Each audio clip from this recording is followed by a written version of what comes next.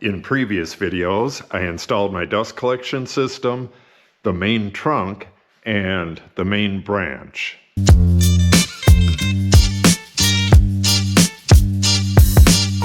In this video, I planned on sealing up the joints, and I went to look online to see if there was any new and improved materials, and I found out that a lot of people are not even sealing the joints.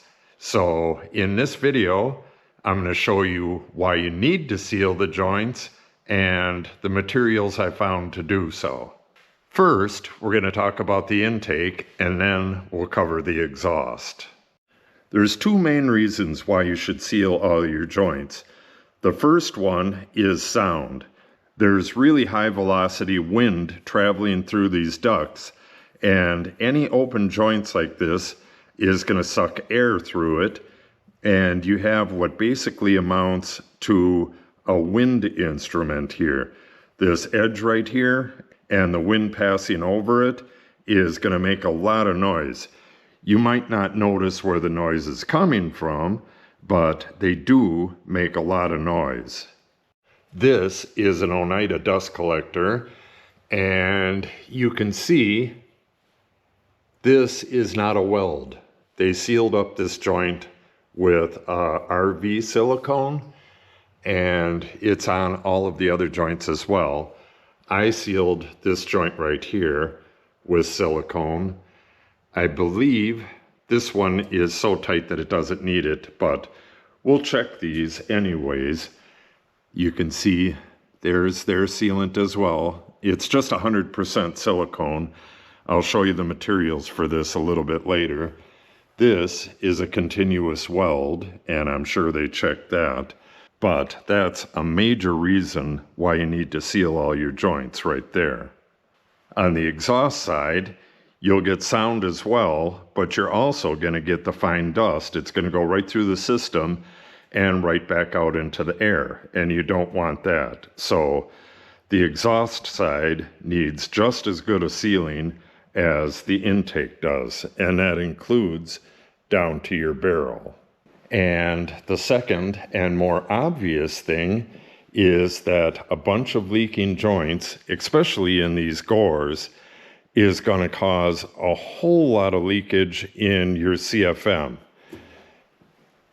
I couldn't find any hard information on it, like tables or anything, but this article in Popular Woodworking claims that all of the little joints on a normal system like this can add up to 2 open 5-inch blast gates, which is a ton of air leaking into the system. You really want that concentrated right at the tool. They also talk about the noise. The amount of noise that 50 leaking joints can produce is astounding. I agree with them, but it's not scientific. I would really like some scientific info on it. If anybody out there can point to any tables or anything on how much extra noise leaking joints can make, I'd really like to see that. But I agree with it, and I'm going to seal up all these joints. Let me show you the materials I'm going to use. On the main joints between a duct and pretty much anything else, I'm going to use this pro-grade silicone tape. I already have one right here. These will seal it up really well, and if I need to change anything, I can take that off real easy. The aluminum tape, which we're going to be using in a bunch of other places, does not come off easily. The aluminum tape, and this is duct tape, real duct tape, it's got like an acrylic adhesive, sticks really, really good. I'm going to be using that on all of the seams in the ducts. And then on the gores, once you get your pipe to the bend that you want, you can see this is a fairly complicated bend here. You start taping it up, and that fixes it in its position. But this stuff is nearly impossible to get off. Not that you need to get it off, but it's also really hard to put it on. You have to use little strips, otherwise it's going to buckle. And even in this article, they show that, or they say that Oneida says to use the sealer and that they just use tape. And you can see what a mess that is. And they probably have leaks through that tape. So in order to seal up gores like this with the aluminum tape, and you can do it, you really have to cut a bunch of little strips about maybe 4 inches long and put it on. And then I use either a Sharpie pen, the back of it, to burnish it into place, rub it down, or I made these burnishers a long time ago for doing windows, something like that, especially on a seam. Something like that works a lot better. So on the gores, on the elbows, I might put a single piece of tape on it just to hold it in position, but I believe I'm just going to go with a high quality silicone caulk. Oneida recommends RV caulk, but I looked at the ingredients on RV caulk and it was just a high grade silicone caulk. So I'm going to use a high grade silicone caulk that costs about half of what RV caulk costs. So silicone tape on the joints between the fittings, aluminum tape on the long joints on the ducts, and then caulk on the seams on the elbows. All right off the bat, I got a couple problems, but maybe you can avoid those. I should have sealed these up while they were on the ground, sealed them at 45 degrees. You can tell the angle by where the rivets are. I could have did it right at the bench and sealed all these up, but I didn't. And I have this fixed in place and this fixed in place. And these gores are kind of twisty. So if I twist one gore to try to get it right, another gore will turn. So what I'm going to do is use Gorilla Tape. I'm going to go one gore at a time, get it where it needs to be, and then put some Gorilla Tape on it. I'm going to get all these correct. And then when the correct silicone gets here, I'll seal all this up. That'll be later in the video. Just a few notes here. The silicone tape has like a release paper. Well, it's plastic. So you pull that back and then you kind of roll it around as you're pulling that sealing tape off. And I use rivets instead of screws on all the joints because it's a lot smaller on the back side and it holds a lot better. So I need to tape up this joint and this joint, and then the rest of this, we're going to wait for the silicone, and then we're going to move on that way, and we're going to put on some of the foil tape. I forgot that there's a bunch of straight sections on these elbows, so what I'm doing is pre-cutting a bunch of these. These end pieces have one angle on it, so there's a left and a right. I got that for each one, and then we got 2 angles on these, and I'm cutting up 3 of them for each elbow. I have 3 5-inch elbows there, and then I'll have 2 for the drops here. So I'm going to cut up everything I need for all those, and then get those in there before my silicone gets here. And then this right here is a 7-inch elbow. I'm going to have to go measure that one. And I believe that's it for the elbows. So I'll get all that stuff cut and I'll show you what it looks like installing it. And then, like I said, this is going to get caulked. Oh, and I'm going to do the straight sections with tape as well. So let's get back to cutting these and we'll get these put on there.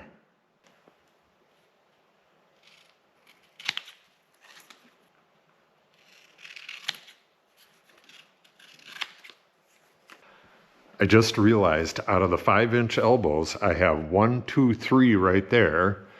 Then the 2 drops, that's 5. I got another drop here, that's 6.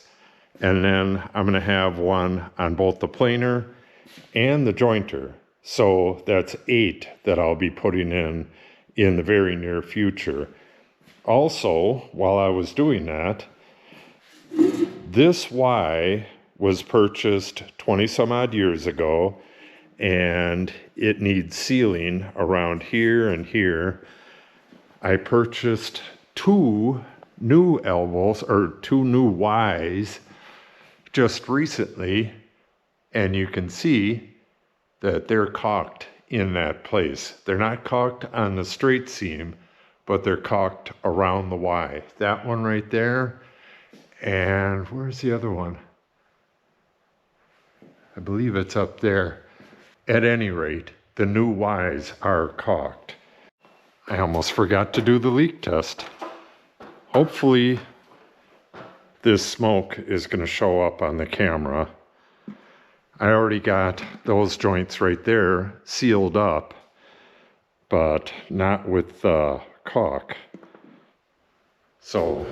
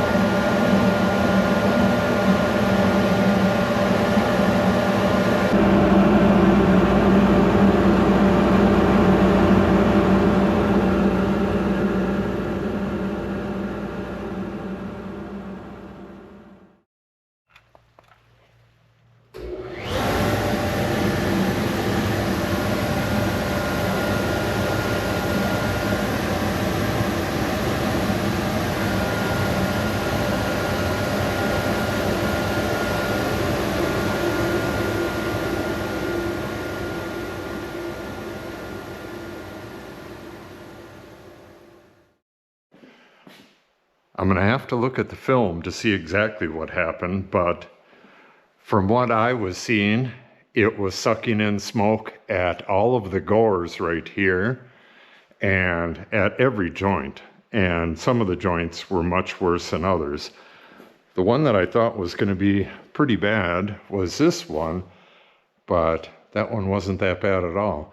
It's going to get taped up anyways, but yeah, that one